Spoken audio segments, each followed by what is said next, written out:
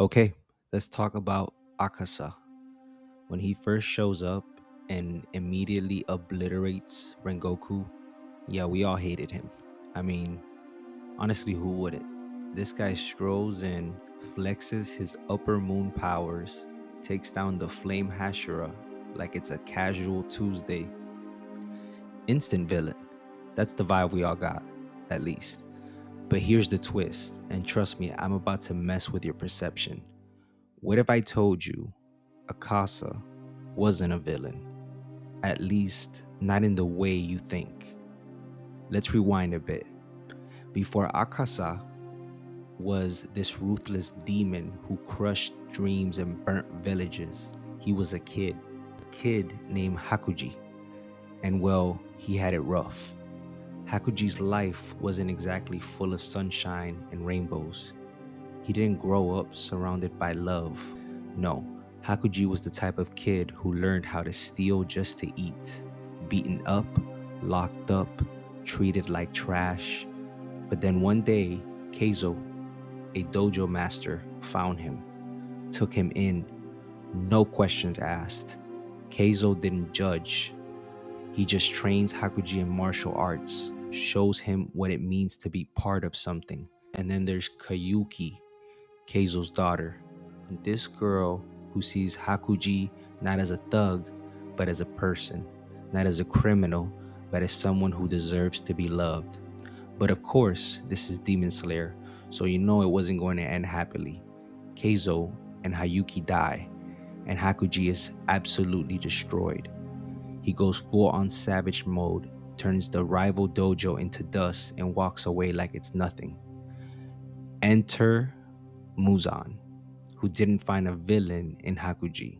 No, he found a tool, a broken, angry soul with the potential to be something deadly.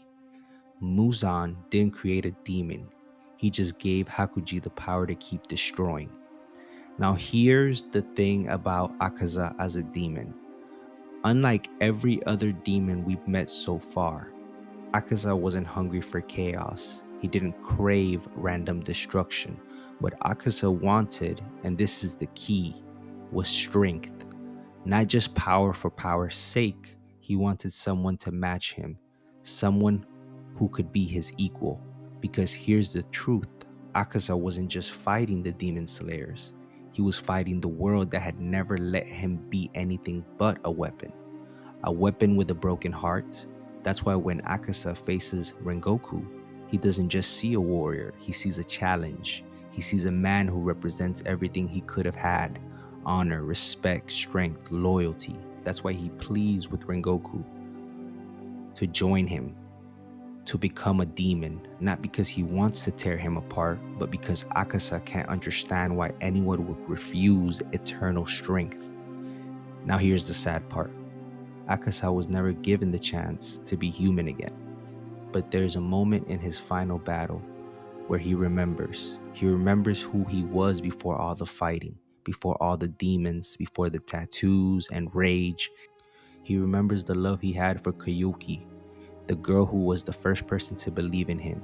In those last moments, Akasa's human side, Hakuji, rises up, and for the first time in centuries, he doesn't want to kill. He doesn't want to win. He just wants to remember.